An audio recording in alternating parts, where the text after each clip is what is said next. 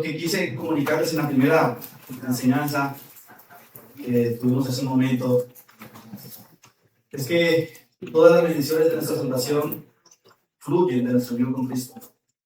Todo lo que nosotros podamos tener y disfrutar de nuestra salvación fluye de nuestra unión con Cristo. Es el de nuestra unión con Cristo en donde somos bendecidos ricas y espiritualmente, en donde, como dice el apóstol Pablo, todas las bendiciones espirituales, celestiales, se nos han sido dadas y tenemos en Cristo para nuestra vida y para nuestro bien. Y esas bendiciones no solamente son bendiciones que las disfrutamos aquí eternamente, son bendiciones que se extienden por la eternidad, bendiciones que no solamente las tenemos de manera individual, sobre todo bendiciones que nos vienen a nosotros en virtud de ser parte del pueblo del Señor. Así que somos bendecidos en la salvación mucho. El Señor nos ha bendecido rica y abundantemente cuando nos da su salvación y nos da todas sus bendiciones en la salvación. Y creo que una de esas grandes bendiciones, hermanos, es ser parte de la iglesia de Cristo. Si es una gran bendición el haber sido perdonados, si es una gran bendición el haber sido justificados, si es una gran bendición la obra de santificación que el Señor trae en nuestras vidas, eso, mis hermanos, viene a nosotros en nuestras vidas y en la virtud de ser parte del pueblo del Señor. Así que hay un gran valor, hay un gran regalo del Señor, el de tener y el ser parte de su pueblo, de su iglesia. Y nuevamente quiero tomar las palabras. El Señor nos ha dicho que somos parte de su cuerpo, de su carne, de sus huesos. Y aún más, Pablo dice allí en Efesios capítulo 1, versículo 21 al 23, que la iglesia es la plenitud de aquel que lo llena todo y en todo. La iglesia es la plenitud. En otras palabras, la iglesia complementa a aquel que lo llena todo y en todo. Yo no entiendo cómo es que el Señor nos diga a nosotros que le complementamos a Él cuando Él lo llena todo y en todos. Pero así lo muestran las Escrituras, en unas palabras y sin sonar imprudente o sin sonar de alguna forma extraño, la Biblia muestra que Cristo es incompleto con su iglesia. De alguna forma lo es, porque dice la iglesia es la plenitud de Cristo, llena todo y en todo. Pero la Biblia revela que la iglesia completa a Cristo. Y Él es la plenitud, la iglesia es la plenitud de aquel que lo llena todo y en todo. Es una gran bendición, mis hermanos, ser parte de la iglesia de Cristo. Yo creo que si hay algo que la Biblia nos muestra en su palabra, si hay algo que el Señor nos muestra por su palabra, es el alto valor que Dios tiene para su iglesia, es el alto valor que Cristo le ha dado a su iglesia.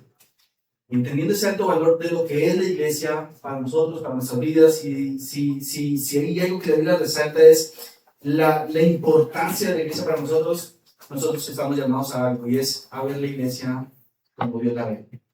Es a ver la iglesia como Cristo la ve. Y ver la iglesia como Cristo la ve es verla con sus ojos. Una iglesia que a pesar de sus manchas, a pesar de sus culpas, a pesar de sus acciones tal vez adversas o contrarias a la verdad, el Señor la sigue viendo como la más hermosa, como la más pura, como la iglesia llena de su plenitud, aquella iglesia que el Señor la ama a pesar de lo que ella es. Y si eso es verdad, mis hermanos, nosotros debemos tener esa misma visión acerca de la iglesia. Ver la iglesia como Cristo la ve, el ver que la iglesia es el tesoro del Señor, es la novia de Cristo, es el preciado, el tesoro más amado de Él. Debemos tener ese corazón para con ella. Mis hermanos, y hablando de la iglesia, hablando de precisamente lo que es la iglesia, delante del Señor y el valor de lo que ella es para nosotros, hay un texto allí en 1 Timoteo capítulo 3, en el cual quiero que meditemos en esta mañana, en esta segunda parte, versículos 14 al 16. 1 Timoteo capítulo 3, versículos 14 al 16. Y quiero decirles esto, esta porción de las Escrituras es el corazón de donde fluye todo lo que Pablo dice a Timoteo en esta carta. Así como el corazón bombea sangre a todos los demás órganos del cuerpo, y así como hace posible que todos los órganos reciban de esa sangre oxigenada y hace que pueda ser distribuida. Hermanos, este texto que vamos a estar meditando es el corazón de esta carta y es donde fluyen todas las enseñanzas que están contenidas en esta carta que el apóstol Pablo escribió a Timoteo. Así que, hermano, de forma explícita lo que esta carta o lo que este texto nos va a decir es ese valor que Dios le ha otorgado a su iglesia, del reconocimiento y de la dignidad que ella tiene delante del Señor. Ese es uno de esos textos donde uno lo único que puede hacer es darle gloria al Señor y es alabarle por lo que Él hace en su iglesia y por lo que Él permite hacer en su iglesia y alabarle porque Él nos permite ser parte de su iglesia, es parte de su pueblo. Es que no hay otro texto que hable con mayor fuerza y con mayor vehemencia de la importancia de la iglesia que lo que el apóstol Pablo describe en esta declaración a Timoteo. El título de mi mensaje, de este mensaje, es La casa del Dios vivo, columna y baluarte de la verdad. Y vamos a leer los versículos, capítulo 3, versículos 14 y 16. Y Pablo le escribe esas cosas a Timoteo, diciéndole: esto te escribo, aunque tengo la esperanza de ir pronto a verte, para que citando sepas cómo debes conducirte en la casa de Dios, que es la iglesia del Dios viviente, columna y baluarte de la verdad. E indiscutiblemente grande es el misterio de la piedad. Dios fue manifestado en carne, justificado en el Espíritu, visto de los ángeles, predicado a los gentiles, creído en el mundo, recibido arriba en gloria. Por un momento más, mis hermanos, acompáñenme orando al Señor. Señor, solamente es palabra de agradecimiento a ti por la oportunidad que nos das, Señor, de estar en tu presencia y adorándote. Señor, esto no es solamente una reunión de personas, es simplemente, Señor, un lugar donde nos hemos reunido con el propósito, Señor, de tener algo a desarrollar. No, Señor, esta es tu casa, la casa que tú has dispuesto, Señor, para habitar en medio de tu pueblo. Y siendo la iglesia, Señor, ese pueblo en el cual tú habitas, le decimos, Señor, temblar, le decimos, Señor, temer tu presencia. Esta casa, Señor, no es otra cosa que la casa del Dios vivo. Pero tenemos un llamado, Señor, a ser columna y verdad de la verdad. Así que, Padre, te pedimos que el temor tuyo esté delante de nosotros. Que la verdad tuya, Señor, pueda escudriñar nuestros corazones y revelar, Señor, las intenciones que hay en él. Pero también, Señor, que en esa medida que tu verdad expone nuestra debilidad y expone nuestro pecado, también, Señor, sea tu palabra, con el poder de tu Espíritu Santo, la que nos purifique, la que nos transforme, Señor, la que nos edifique, para ser verdaderamente, Señor, el testimonio de lo que tú nos has dicho que somos, tu casa, el pueblo tuyo, Señor, tu especial tesoro. Así, Señor, ayúdanos a meditar en tu palabra, te lo rogamos, Padre eterno, porque lo necesitamos, Señor, en nuestra debilidad necesitamos que tú nos ayudes. Padre, a los que escuchan, dale la fuerza, Señor, y la capacidad necesaria para oír este mensaje, pero en la transmisión, Señor, ayúdame a ser fiel a tu palabra, ayúdame, Señor, de manera clara a transmitir el mensaje que tú nos has revelado para la edificación, Señor, de nuestras vidas. Para gloria y honrada, Señor, en tu nombre oramos, en Cristo Jesús. Amén. Amén. Hermanos, yo no sé si usted ha tenido la oportunidad tal vez de ir o visitar alguna casa y tener esa sensación extraña de emoción o de admiración, de experimentar estar en el lugar donde habitó o habita alguien que es muy reconocido. No sé si usted ha tenido esa experiencia de ir a algún lugar y decir: esta casa es famosa porque aquí la habitó tal personaje reconocido. Déjeme decir, es una experiencia particular. Hace algún tiempo tuve la oportunidad de visitar la Hacienda La María, en la vereda del Paraíso, aquí en el Valle del Cauca, y recorrer esa casa que sirvió de escenario para la novela La María, de Jorge Isaac. ¿Sí? Hay un lugar emblemático allí en el Valle del Cauca, y es una casa que recrea con sus cosas, con sus elementos allí, la historia del libro La María que escribió Jorge Isaac. Y cuando uno recorre esta casa, entonces uno pueda sentir la emoción de estar en ese lugar y decir: oiga, esto sirvió como de plataforma para escribir una novela, y nos recuerda entonces ese personaje que escribió esta novela. Pero bien, ese lugar entonces despierta esa sensación y emoción de estar en un lugar reconocido, ¿sí? Y en este caso, la emoción de estar en el lugar emblemático que representa una obra literaria. Ahora, no sé si usted ha tenido la oportunidad de estar en un lugar así. ¿Sí? Hay casas que son muy, muy reconocidas, por lo menos hacer la casa en Bogotá, de donde se grabó la novela Betty la Fea. Y usted puede ir a Bogotá y ver esa casa y decir: oye, aquí se recreó la novela Betty la Fea, y poder entrar. Y eso es un monumento donde la gente puede ir y sentir, por lo menos tener esa experiencia de decir: oiga, aquí se hizo algo importante. Pero mis hermanos, como como esas casas que les estoy señalando, hay muchas que se han convertido en monumentos históricos. Y en monumentos históricos por el reconocimiento de los personajes que la han construido, o por quien ha habitado allí, o por las cosas que se han hecho allí. Y tiene la capacidad, entonces, sencillamente, esa obra física de despertar la admiración o la emoción de estar allí. ¿Sí? Y hay algunos que viajan a un lugar sencillamente por ir y visitar y estar en aquella casa. Pero mi hermano, quiero decirles esto: hay una casa única y particular sobre la tierra. Hay una casa, mi hermano, que tiene la capacidad de levantar o despertar en algunos toda la emoción, toda la admiración por estar en esa casa y por entender quién habita allí en esa casa. Y esta casa entonces es única y particular, y es una casa que es levantada por el arquitecto supremo y constructor supremo, y que sorprendentemente la ha construido como un organismo vivo. No sé si ustedes alguna vez tuvieron la oportunidad de ver esta película animada, El Encanto de Walt Disney, y una casa que recrea como si ella tuviera vida y los elementos se mueven como si tuviera vida. No, mi hermano, de este lado de la eternidad, en este mundo, hay una casa viva. Hay una casa que tiene vida, y tiene vida no en sí mismo, sino vida por aquel que la habita, aquel que está en esa casa. Y ese lugar no es simplemente físico e inanimado, es un lugar que sorprendentemente tiene vida por aquel que la habita. Y es viva por ese hombre que la construyó, por esa persona que la levantó, por esa persona que la guarda, que la sostiene, que la construye a través de su vida y de su obra.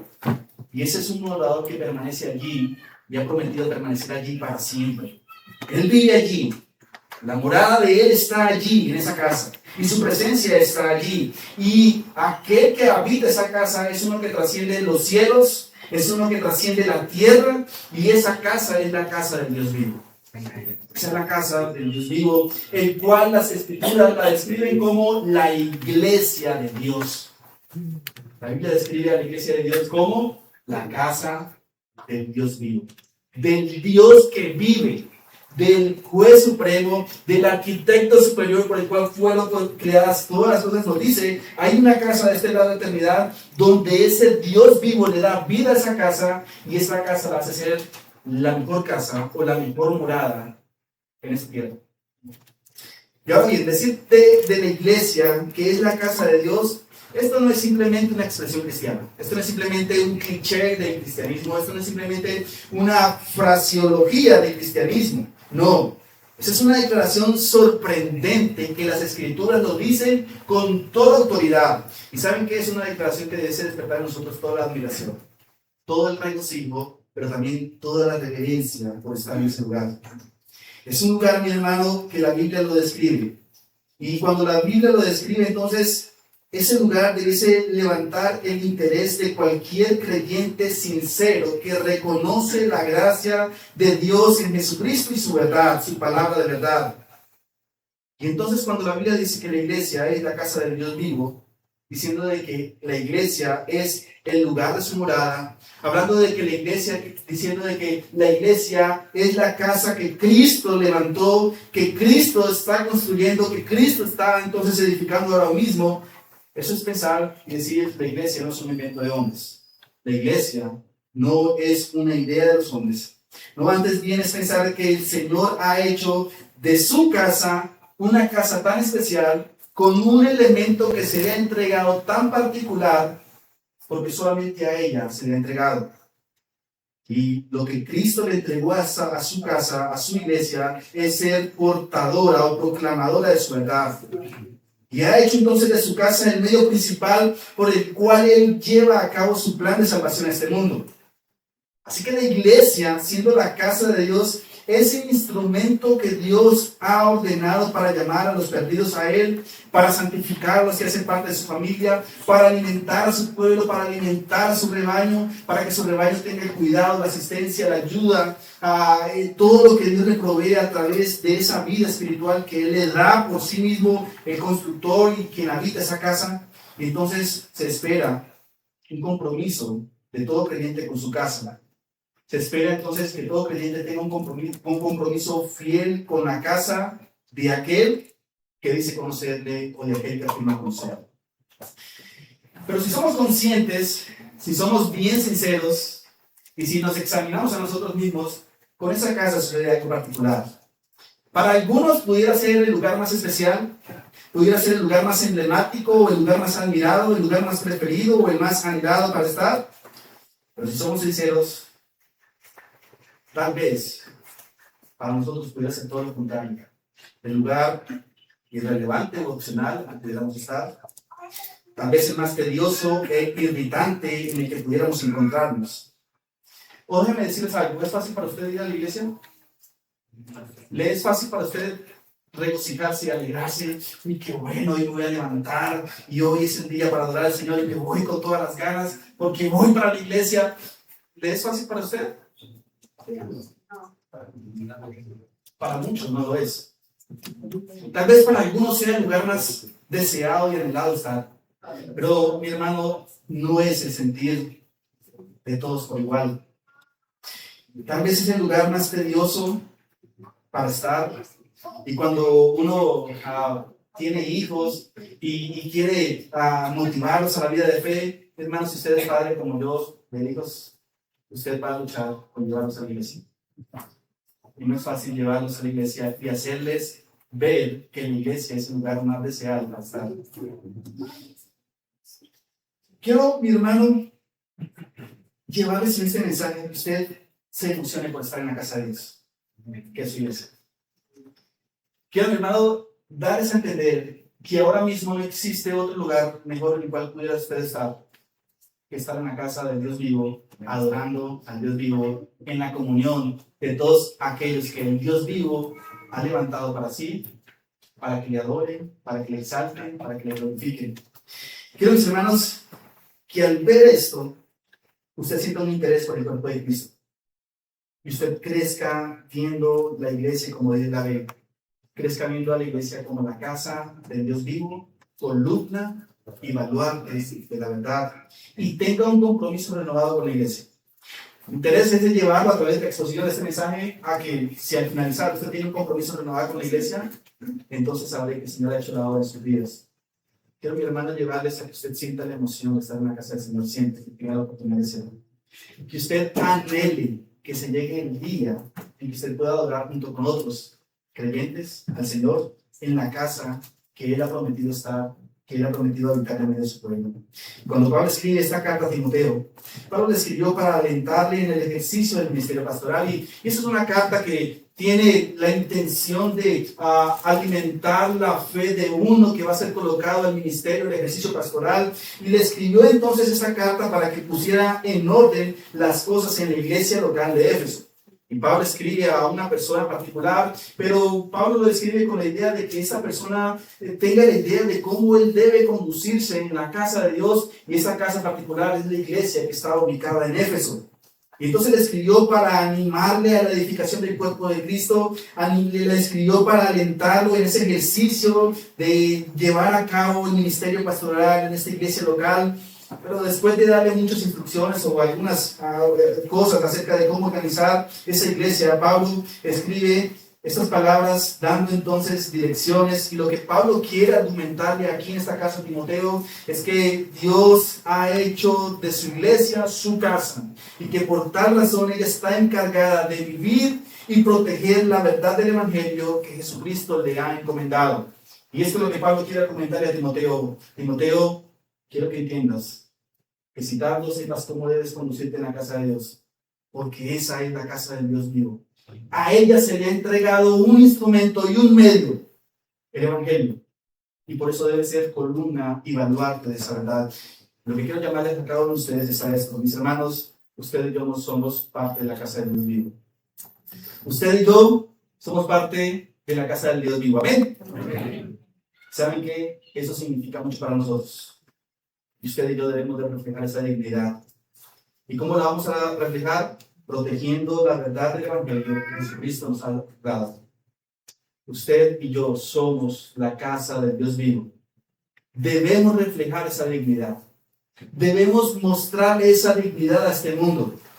Y la mostramos protegiendo la verdad del Evangelio, siendo columna y baluarte de esa verdad que Cristo nos ha entregado, protegiendo esa verdad con nuestra vida, con nuestra perseverancia, con nuestra forma de vivir y sobre todo con la verdad predicada de su Evangelio.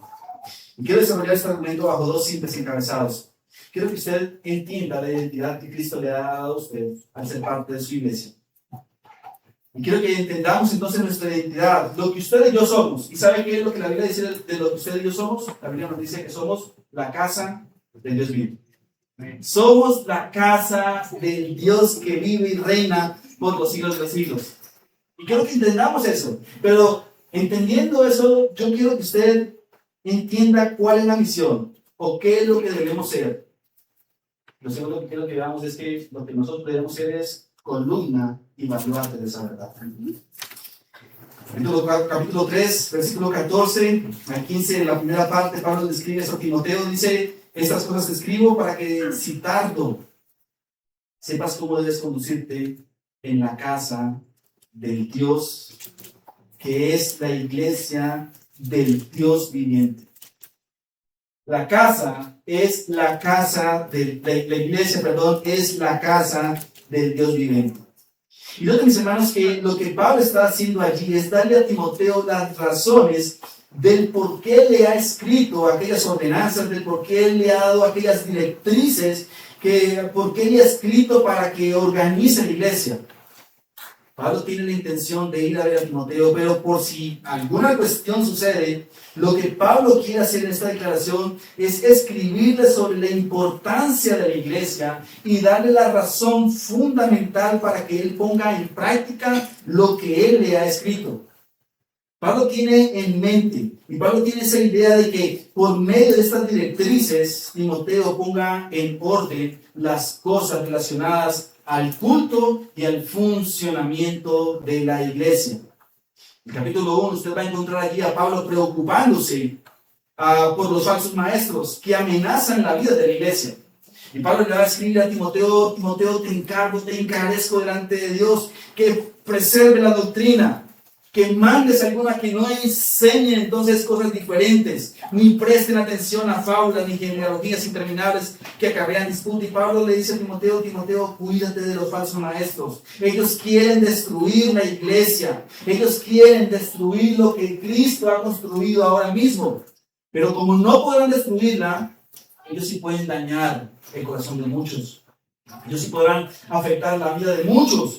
Y Pablo entonces le escribe acerca de los falsos maestros que amenazan con la vida de la iglesia.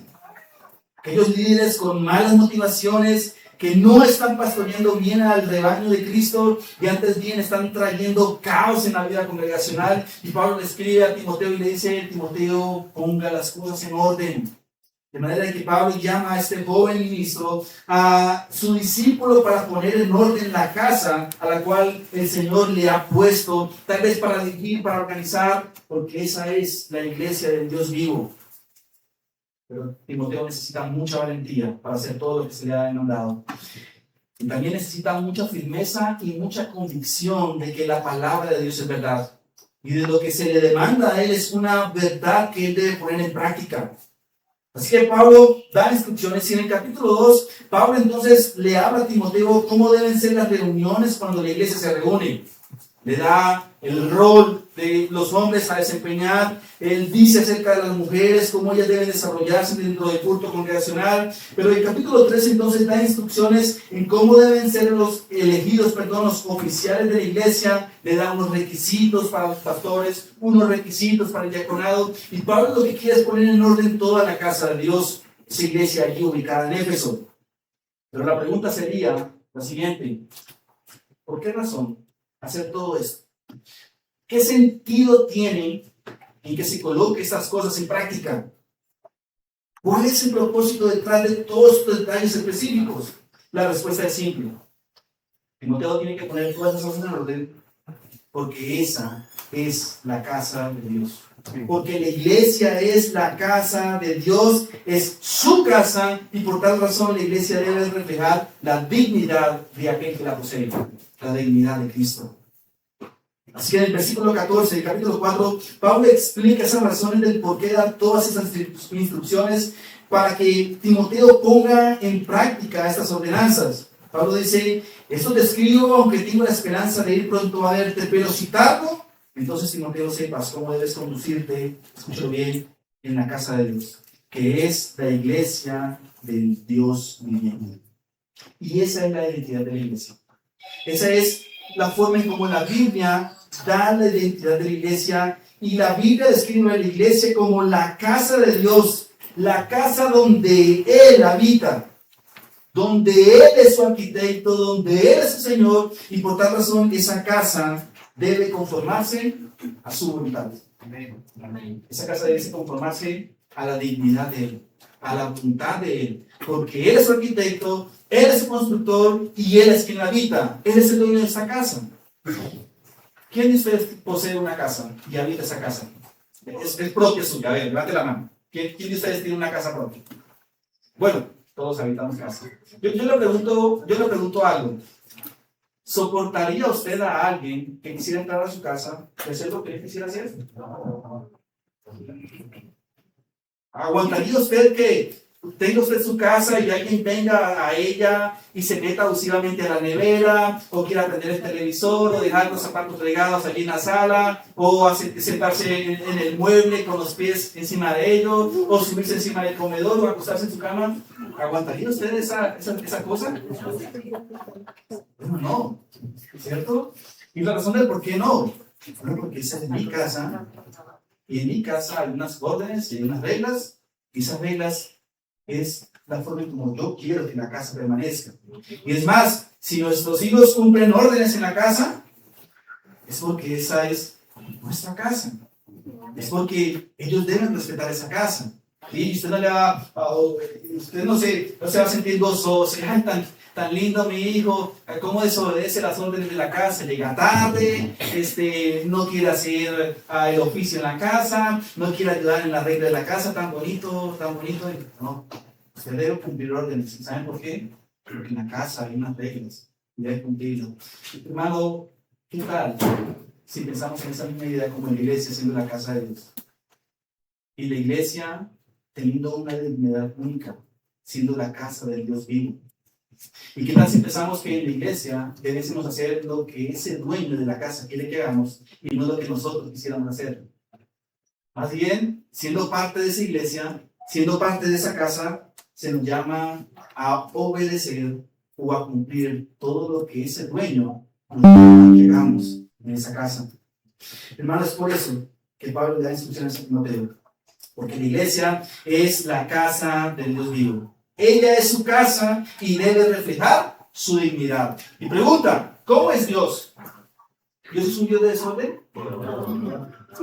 ¿Dios es un Dios de confusión? ¿De caos? Sí, la Biblia muestra que Dios es un Dios de orden. Dios es un Dios que demanda obediencia a su palabra. Y es un Dios, hermano, que nos llama a nosotros a ser fieles a Él, obedeciendo su palabra, su verdad.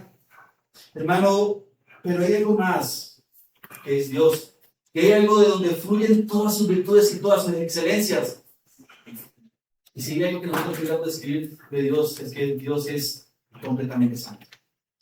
Y desde su santidad donde se derivan todas sus excelentes virtudes. Y si Dios es santo, su casa debe ser una casa santa. ¿Y qué significa ser santa? Es una iglesia que es apartada del mundo, es una casa que es apartada para un uso común, de un uso común para un uso especial y específico, para Dios.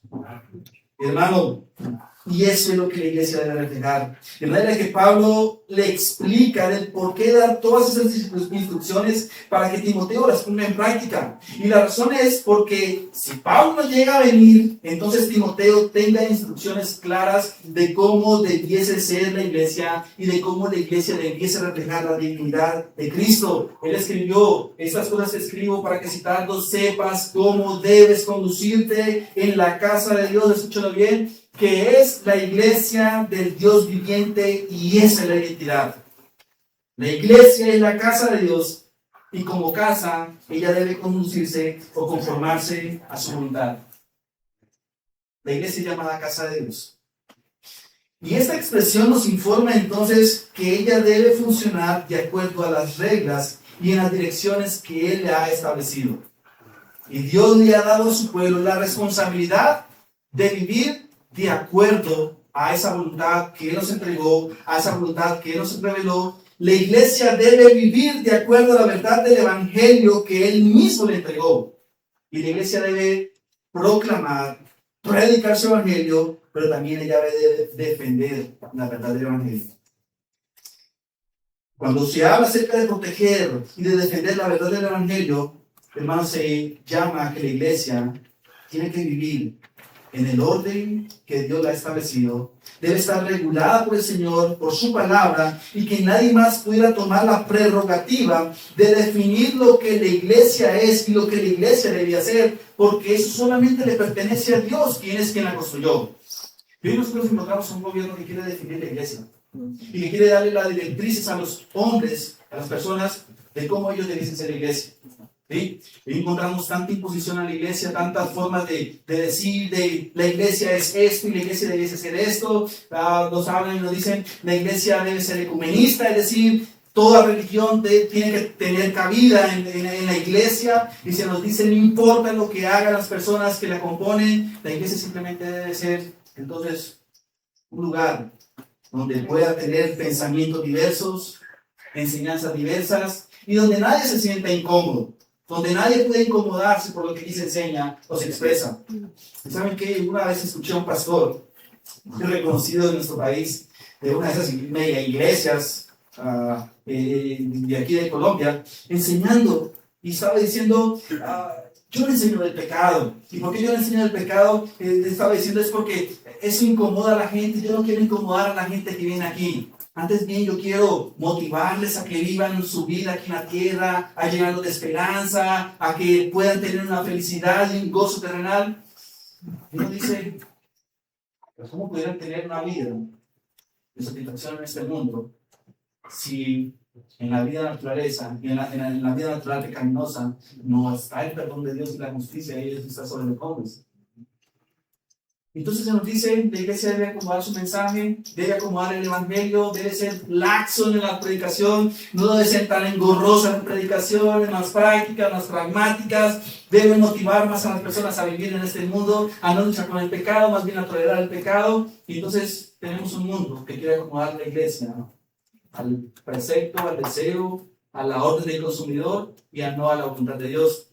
Y el cristianismo en algún momento, hace algunos años, tuvo una fuerte desviación y un fuerte impacto cuando se promovió se habló acerca del iglesiamiento. Y entonces, ¿qué necesitamos para que la iglesia sea grande? Bueno, no, necesitamos entonces tener una encuesta. Vamos a encuestar a las personas de la comunidad y vamos a decirle qué es lo que ellas quisieran encontrar en una iglesia. Y entonces decían, no, queremos encontrar más música, más motivación, más palabra suave, más entretenimiento. Y entonces los constructores de esas megas iglesias entonces decían, ya tenemos el nicho de mercado y ahora vamos a construir una iglesia a sus necesidades.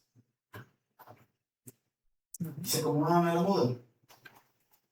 Y entonces el Señor dice en su palabra que su iglesia es su casa y que Él quiere que su iglesia se conforme a su voluntad y no al deseo de los hombres. Amén. No al deseo del consumidor. Hermano, yo no sé si usted viene a la iglesia con una expectativa personal. Tal vez lo pudiéramos tener. Pero ¿saben cuál es la única expectativa que nosotros debiésemos tener a la hora de venir a la iglesia? El cumplir la voluntad de Dios. El cumplir el deseo de Dios para nuestras vidas.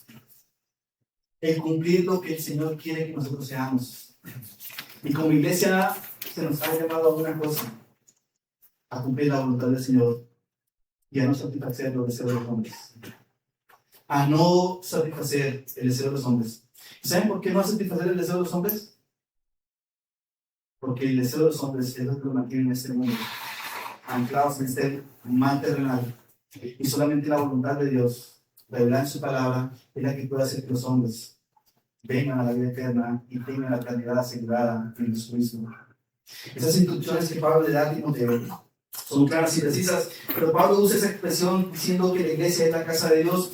Y esa es una expresión que alude a la forma en cómo el pueblo de Israel identificaba el lugar en el cual Dios moraba en medio de su pueblo. Por ejemplo, cuando Jacob, ustedes recuerdan la historia, huía de su hermano Esaú, después de haber robado la primogenitura. Ustedes recuerdan ya esa historia en Génesis. Él durmió en un lugar específico, puso una piedra como cabecera y allí soñó, y soñó con una escalera que conectaba al cielo con la tierra y que ángeles subían y descendían por ella. Y el Señor le habló en ese sueño a Jacob. Cuando despertó, le dijo allí en Génesis 28, 16 y 17, dijo: ciertamente el Señor está en este lugar y yo no lo sabía. Y tuvo miedo y dijo: cuán imponente es este lugar. Esto no es más que la casa de Dios y esta es la puerta del cielo. Jacob dijo: aquí está la presencia de Dios. Nosotros encontramos las instrucciones que Dios le dio a Moisés. Desde el capítulo 25 del libro del Éxodo, nosotros encontramos cómo Dios le ordenaba a los israelitas la construcción de una morada para habitar en medio de ellos. Y en Éxodo capítulo 25, versículo 8, el Señor le dijo por medio de Moisés: haz que los israelitas me construyan un santuario para que yo habite en medio de ellos. En el segundo libro de Crónicas, capítulo 5, después de que Salomón construye ese templo tan majestuoso que la Biblia lo describe con tantos detalles, con tanta gloria que Salomón construyó ese templo, después de que él trasladó el arca para consagrar este lugar, allí en segunda de Crónicas, capítulo 5, versículos 3 y 14, estas fueron las oraciones. Ciertamente es decir, Dios es bueno porque su misericordia es para siempre. Y entonces dice en la historia, la casa del Señor se llenó de una nube y los sacerdotes no pudieron entrar, no pudieron quedarse a ministrar a causa de la nube, porque la gloria de Dios llenaba la casa de Dios. Y vayan conmigo al Salmo 84. Abran conmigo sus Biblias en el Salmo capítulo 84. Diríjanse a este maravilloso Salmo de las Escrituras que nos hablan de la gloria de la casa de Dios.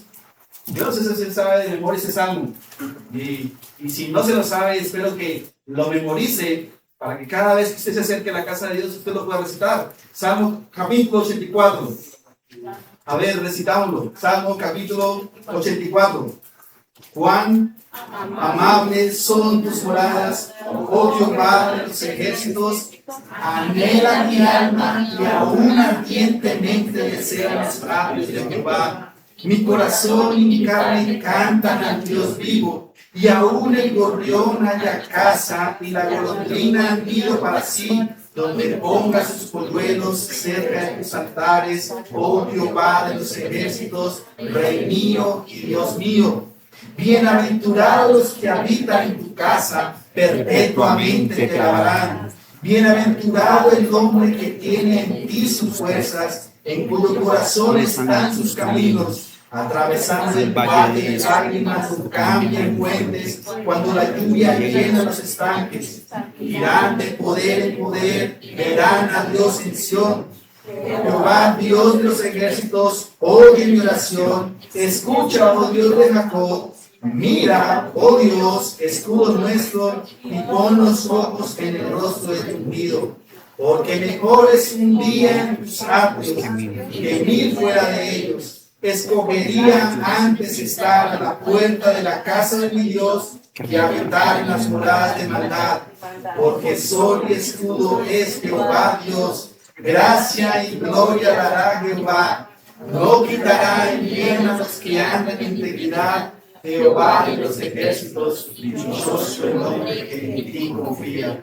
Pero a ver, si usted lee ese salmo, usted puede evocar el deseo de este compositor de ese salmo hacia la casa de Dios. Usted puede sentir lo que esta persona pensaba acerca del lugar en donde Dios habitaba en medio de su pueblo. Decía: cuán hermosas son esas moradas, cuán deseosas son esas habitaciones, cuán deseosas y deleitosas podrían ser estas moradas. Y nosotros, mis hermanos, lo que encontramos allí en 1 Timoteo capítulo 3 versículos 14 al 16, encontramos, mis hermanos, esta expresión casa de Dios vivo. Lo que pudiéramos pensar es que Pablo está trayendo alusión de estas palabras de Salmo 84, palabras que muy seguramente Timoteo la entendía. Y por eso Pablo escribe estas cosas a Timoteo, porque si tanto sepas cómo debes conducirte en la iglesia, que es la casa de Dios. casa del Dios vivo, y tal vez esa alusión que Pablo estaba haciendo es a la alusión del Salmo.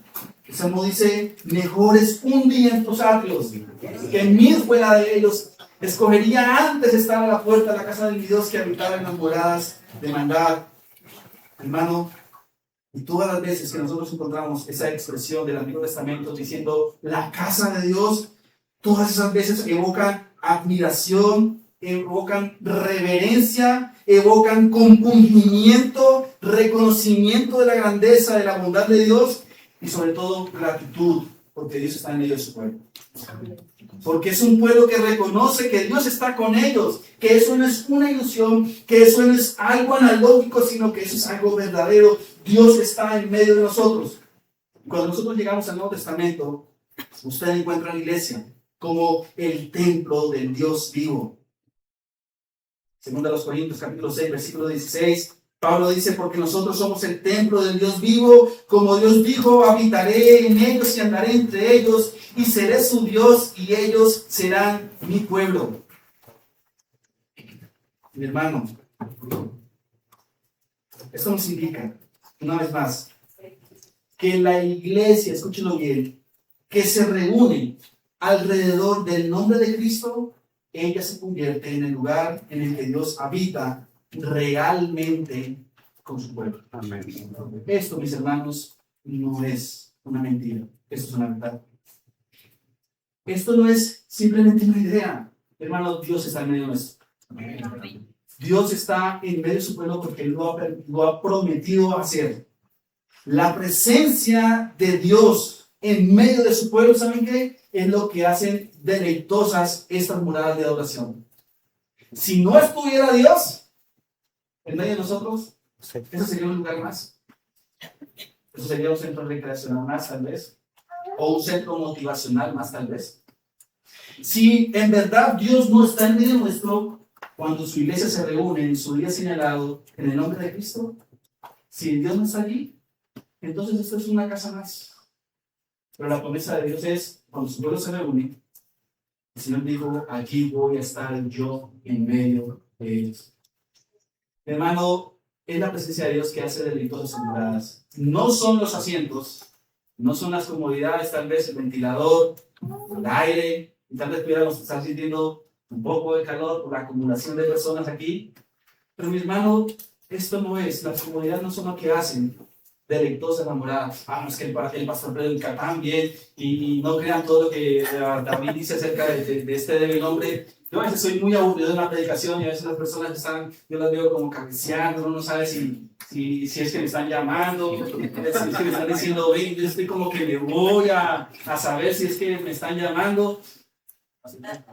Puede ser muchas cosas aburridas, personalmente, pero mi hermano, lo único que hacen especial estas moradas es la presencia de Dios. Amén. ¿Y saben qué? Eso cambia la idea de congregarnos. Eso cambia la idea de congregarnos. Y al reunirnos hay una expresión horizontal de la comunión entre Dios, una verdad vertical entre Dios y nosotros, pero también hay algo horizontal entre nosotros mismos. Y la razón del por qué un creyente nunca debiese considerar el no congregarse como opción es porque el creyente necesita del cuerpo de Cristo, necesita de la presencia de Dios. ¿Saben qué me temo? Me temo que el Salmo capítulo 84, donde dice, porque mejor es un día en tus atrios que 1000 fuera de ellos, muchos lo han cambiado como, prefiero 1000 años fuera del Señor que tener un día en su presencia. Me temo que para muchos será ese el deseo. De desear más las moradas de este mundo que desear el lugar de la presencia del Señor. Hermano, la razón del por qué un creyente no debiese considerar la comunión cristiana, el día de la oración, el día del Señor, como algo trivial, es porque Dios ha prometido estar en medio de su pueblo, como no lo pudiera estar en cualquier otro lugar, en cualquier otro momento de nuestras vidas. Yo sé que el Señor está en todo lugar. Yo sé que el Señor está en todo momento. Sí, yo sé que el Señor puede estar en cualquier lugar porque Él es omnipresente. Pero la Biblia dice que Él está de una forma tan especial y tan particular cuando su pueblo se reúne en el nombre de Cristo para adorarle. Dice, allí su presencia está en medio nuestro. Hermano, Cristo está en medio de nosotros. Amén. Cristo está en medio de nuestra historia y dice cambiar toda la idea de nuestra adoración. Eso debiese cambiar, mi hermano, nuestra disposición, debiese cambiar nuestra idea de adorar, nuestra idea de venir a congregarnos, simplemente porque la iglesia es la casa de Dios y eso nos convierte en su familia. La iglesia es la expresión de la familia de Dios. Somos su casa, somos su unidad familiar. Todos tenemos familia terrenal, ¿saben? Todos tenemos familia terrenal. Lazos sanguíneos que nos unen. Pero el creyente sabe que los lazos espirituales trascienden aún más los lazos terrenales de familia. Y la familia de Dios llega a convertirse en la familia más especial cuando se entiende la verdad de que somos pueblo de Dios, somos hermanos unos a otros, incluso aún de la familia terrenal. Podemos encontrar más apoyo en la familia de la fe que en la familia de sangre. ¿Y saben por qué? Porque Cristo es lo que nos une. Y su unidad nos hace a nosotros ser una familia especial. Y hermano, y siendo la iglesia la casa de Dios, esto implica que nosotros somos la morada de Dios, la presencia de Dios está en nosotros. Eso implica que nosotros, al acercarnos a adorarle, lo debemos hacer con mucha reverencia, con mucho temor y con mucho temblor. Porque Dios está en medio de eso. El desdén, la falta de ganas, deben ser motivadas con esto. La iglesia es la casa de Dios. La casa de Dios. Y esto es un privilegio, mi hermano. Qué privilegio el que nosotros tenemos, el que encontremos en las Escrituras que se nos diga a nosotros que estamos en la casa de Dios adorando juntos al Dios vivo y siendo nosotros juntos la familia que habita esa casa viva, esa casa del Señor.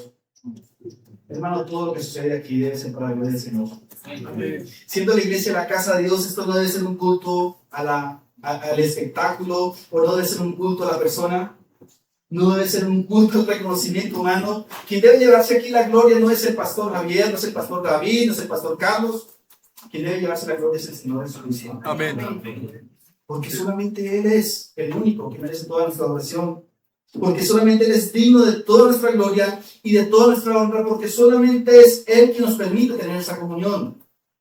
Así un culto a la celebridad, mi hermano, no cabe dentro de un acto de comunión, un acto de adoración. No. Es en la casa del Señor. Pero lo segundo que se nos muestra es que, siendo la casa de Dios, nosotros debemos mostrar esa dignidad. Y nuestra misión, mi hermano, es que debemos ser columna y baluarte de la verdad. Y Pablo le dice allí a Timoteo, nuevamente en la primera carta, capítulo 3, versículos 14 al 16. Esto te escribo para que si tanto sepas cómo debes conducirte en la casa de Dios, que es la casa del Dios vivo, la iglesia del Dios viviente, columna y baluarte de la verdad. E indiscutiblemente grande es este misterio de la piedad. Dios fue manifestado en carne, justificado en el Espíritu, visto de los ángeles, predicado a los gentiles, creído en el mundo, recibido arriba en gloria. Pablo está diciendo, en otras palabras, que ese misterio de Cristo y de su obra se nos ha sido entregado a nuestras manos.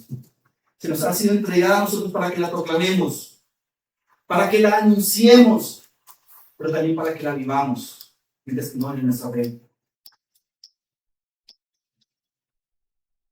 Hermano, el hecho de que este mundo celebre una fiesta tradicional no significa que el mundo tenga la verdad del Evangelio. Porque ¿saben qué hace el mundo con esas verdades? Las blasfeman, las afrentan, las tratan como cosas indignas. Eso es lo que hace el mundo en estas festividades. Porque para el mundo es simplemente esto, una fiesta.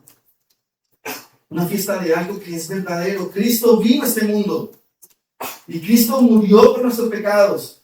Y Cristo murió por viles pecadores. Esto nos convierte entonces en portadores de esa verdad del Evangelio. Porque es lo que Dios usa para salvación a todo aquel que cree en Él. Mi hermano, esta es una imagen de una verdad que se nos ha sido comunicada y transmitida y que la tenemos nosotros en nuestras manos. Pero no simplemente en nuestras manos, es una verdad que debe habitar en nuestros corazones, porque es una verdad que debe ser proclamada, anunciada con toda verdad, con toda vehemencia, con toda responsabilidad, pero con toda seguridad, que el Evangelio es el poder de Dios para salvación a todos los hombres. Amén. Hermanos, ustedes necesitan técnicas humanas, terapias psicológicas para que las personas crean en el Evangelio. Ustedes necesitan entretenimiento para que las personas crean en Cristo. Ustedes necesitan predicar el Evangelio. ¿De qué se necesita? Que desde el púlpito se predique el Evangelio de Cristo, porque es lo único que hará que los hombres vengan al arrepentimiento y a la fe. Es lo único que Dios usará como medio de salvación para los hombres. Amén. Amén. Hermanos, el Señor le ha dado a su iglesia el proclamar su Evangelio. También el Señor le ha dado a su iglesia el proteger la verdad del Evangelio. ¿Y saben qué? El Señor pudiese haber enviado un ángel del cielo.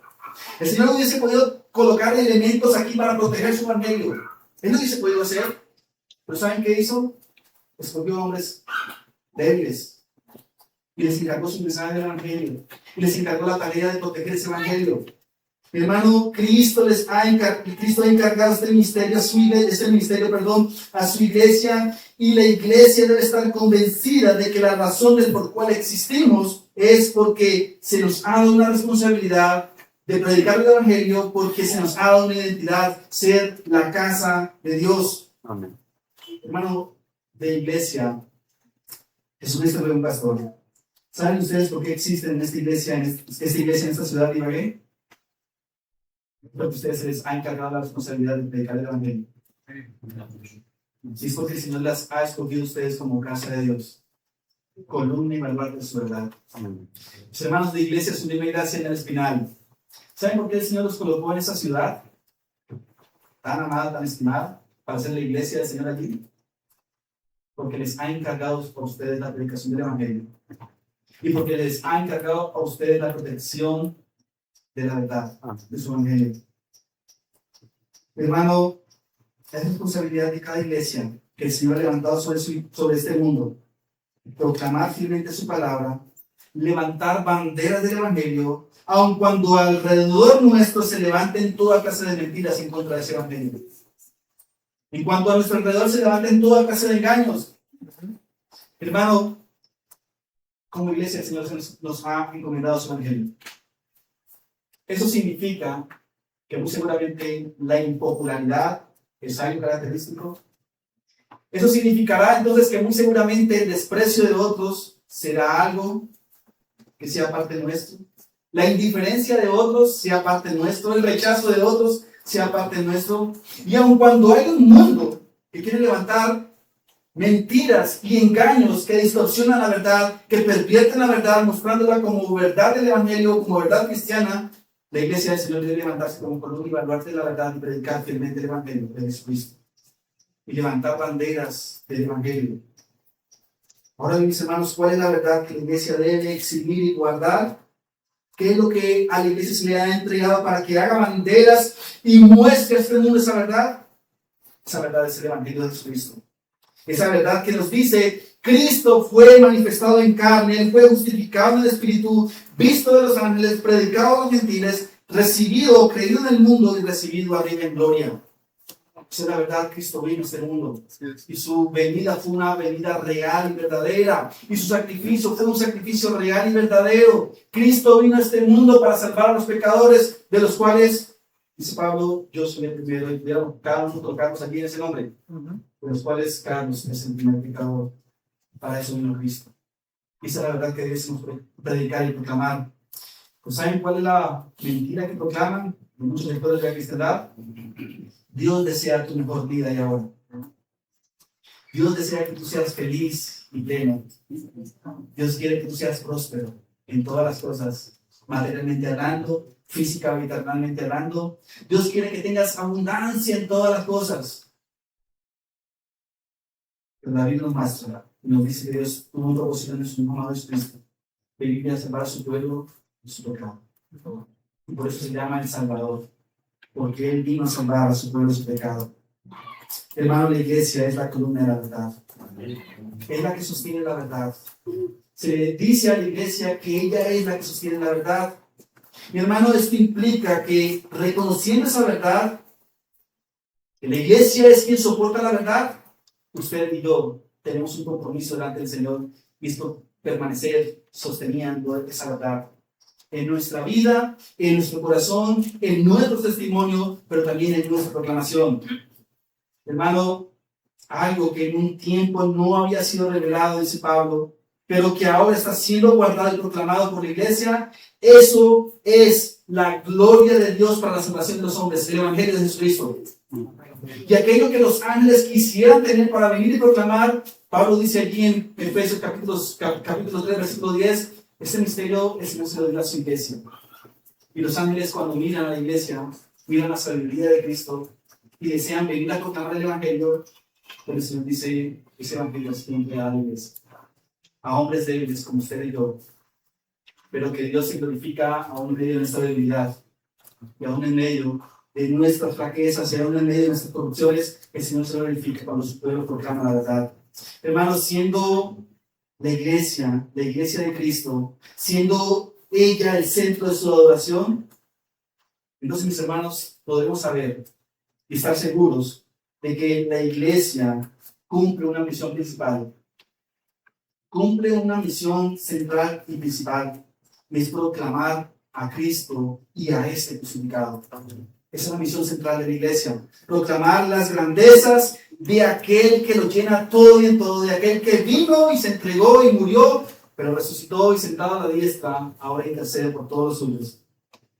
Y es también, mis hermanos, la razón de por qué nuestros esfuerzos giran como iglesia alrededor de predicar el Evangelio, de cantar el Evangelio, de vivir el Evangelio y de anunciar el Evangelio, porque toda nuestra adoración tiene un solo enfoque, es Cristo, Señor. Toda nuestra vida se enfoca en una sola persona, en Jesucristo. Hermano, nuestro objetivo no es ser popular, no es hacer popular a alguien. Nuestro objetivo es exaltar a Cristo, porque Él es el Señor de su iglesia. Así es. Y quiero preguntarle, mis hermanos, ¿cómo estás viendo hoy la iglesia? ¿Cómo estás viendo tú hoy la iglesia?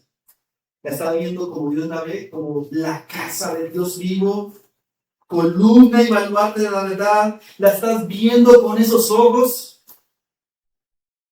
¿O la estás viendo con ojos terrenales y estás viendo la debilidad en ella? Tal vez la fraqueza de ellas. ¿O estás viendo que allí ese grupo pequeñito de la iglesia, Jesucristo es un pastor, pareciera que no fue la iglesia porque no hay tanta persona? ¿Cómo estás viendo la iglesia? Porque hermano, Cristo la ve de una forma, su casa. La casa de Dios vivo, columna y baluarte de la verdad. Hermano, Cristo ha dicho que donde se encuentren 2 o 3 congregados en su nombre, dice ahí estoy yo en medio de ellos. Hermano, una iglesia con 1000 espectadores no significa que la presencia de Dios esté allí. Porque no es una iglesia la que tiene números de personas. Una iglesia es una iglesia aquella que Dios la ha levantado y que le ha entregado el Evangelio para proclamar su verdad y para la edificación de su pueblo. Yo ayer escuché una noticia de aquí de Ibagué. Hoy están inaugurando un megatemplo. Life Church. Antes era Rey de Reyes, ahora es bueno, Life Church. Y se ve como una mega iglesia. Hermano, una iglesia no es una iglesia por su comodidad, por su gran infraestructura, por su logística o por su popularidad. Hermano, una iglesia es iglesia, porque Cristo habita en medio de ella. Y Cristo habita en medio de su iglesia cuando su evangelio es proclamado con verdad, con sinceridad y con fidelidad. Así usted puede estar seguro de que la iglesia es la casa de Dios por donde hablarte la verdad. Hermano, tú debes ver la iglesia como Cristo la ve. Veamos la iglesia como el Señor la ve, como su casa, donde Él habita, y un lugar donde nosotros anhelemos estar como hermanos en la casa de Dios. No sé si usted ha tenido esa experiencia familiar de yo quiero ir a encontrarme con mis hermanos, hace tiempo no los he visto y quiero tener esa reunión familiar cercana, particular. Bueno, el Señor nos dice que somos todos nosotros, una familia cercana. Y que debemos anhelar y desear venir al lugar donde nos congregamos como fieles hermanos, invocando el nombre de nuestro Señor Jesucristo. Mi hermano, lo único que hace que usted y yo nos unamos es Cristo y nuestra fe en Él. Eso es lo que nos hace ser una familia en la fe. Alguien dijo, escúchalo bien, no te quedes nunca satisfecho frecuentando meramente estos lugares o teniendo ahí ciertos privilegios, sino levántate en espíritu y busca y ella y disfruta de la comunión directa con el Dios vivo por medio de Jesucristo nuestro Señor, y también disfruta de la bendición de estar como hermanos. Hermanos, pongamos nuestra confianza en Dios. Digámosle a Dios que lo necesitamos y que lo anhelamos más que nuestra propia vida. Y experimentemos el deleite de estar en la presencia de Dios, en la casa de Dios. Alegrémonos de disfrutar su gloria en medio nuestro. Hermano, Cristo está en medio de nosotros. Amén. Esa es su promesa. Mi amigo, si estás aquí nuevamente, yo te digo, puedes que hayas llegado a pensar que la iglesia no es algo necesario. O tal vez estés preguntando por qué hacemos lo que hacemos. Bueno, yo espero que haya podido responder tal vez esos cuestionamientos a la luz de este pasaje. Yo creo que hayas podido entender que la iglesia es más que una reunión social o más que un desarrollo de un hábito religioso. Espero que hayas podido entender que la iglesia es el lugar en el que Dios habita en su pueblo, donde su evangelio es proclamado para salvación y vida eterna de todos los que Él ha amado en Jesucristo. Hermano, asistir a la iglesia para escuchar su palabra es exponerte a dos cosas. Escúchalo bien. Reunirte para escuchar la palabra de Dios es exponerte a dos cosas: a la presencia del Dios vivo y a la verdad de su palabra. Mi pregunta para ti hoy es: ¿qué vas a hacer con esa verdad proclamada? ¿Cuál será tu respuesta? Yo espero, mi hermano, que tu respuesta sea amor hacia la iglesia, amor al Señor por sobre todas las cosas, amor a la iglesia y pasión y deseo por estar en su presencia. Mi amigo, yo te pregunto, ¿qué vas a hacer con esta palabra que has escuchado hoy? Yo espero que tu respuesta sea el arrepentimiento y la fe en Jesucristo. Yo espero que tu respuesta sea creer verdaderamente en Cristo, ese Cristo que hoy es predicado y proclamado, porque ese Cristo un día vendrá como Rey a juzgar a los vivos y a los muertos. Y mi amigo, si tú no estás en Cristo, no vas a estar en paz con Él. Pero hoy es la oportunidad, hoy es el día de salvación, dice la palabra. Y si ha escuchado acerca de Cristo y de su obra de salvación por nosotros, y si ha escuchado acerca de la iglesia y de la verdad que el Señor le ha mostrado a través de su palabra, de lo que ella significa y de lo que ella es, yo te invito a que vengas hoy en arrepentimiento de fe, corriendo a los brazos del Señor, para que Él sea tu Salvador, para que Él sea tu guardador, para que Él sea tu justicia. Iglesia del Señor, sigamos caminando juntos, como hermanos en la fe. No piensen que están solos nuevamente. No piensen que ustedes andan solos. Hay mucho poder del Señor. El Señor le dijo al profeta: un día yo me he reservado a un pueblo que no han doblado sus rodillas en trabajar. El Señor ha reservado a un pueblo aquí en nuestro país de Colombia, que no han doblado sus rodillas en trabajar y que procuran perseverar siendo fieles a un mensaje del Evangelio. En la iglesia bautista reformada de la Verdad encuentran hermanos en la fe, familias en la fe, pero ustedes sepan que hay una iglesia extendida en todo nuestro país, quienes anhelamos y procuramos vivir para la gloria del Señor, pero que deseamos caminar juntos y que el Señor nos guíe en este camino hacia la ciudad celestial. Padre, gracias.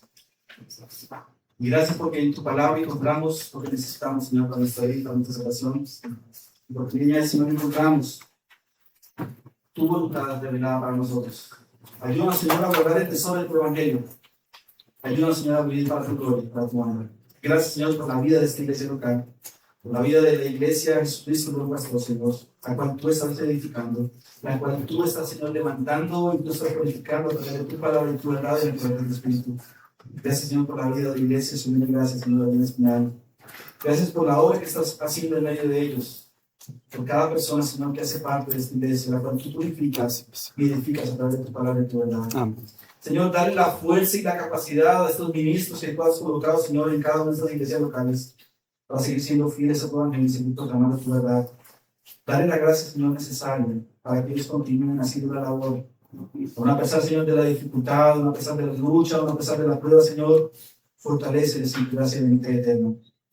Y a los que hacen parte, Señor, de cada una de estas iglesias locales, Señor, ayúdales en tu misericordia, de seguir perseverando, Señor, de seguir creciendo juntos en semejanza a tu bendito Cristo. Padre, para la gloria y honra de tu nombre, hemos proclamado tu palabra. Gracias, Señor, producir en nosotros esos frutos dignos de arrepentimiento. Lo pedimos, Señor, lo suplicamos por tu misericordia. Damos gloria y honra al Padre, al Hijo y al Espíritu Santo, aquel Dios vivo que vive y reina por los siglos de los siglos. Amén.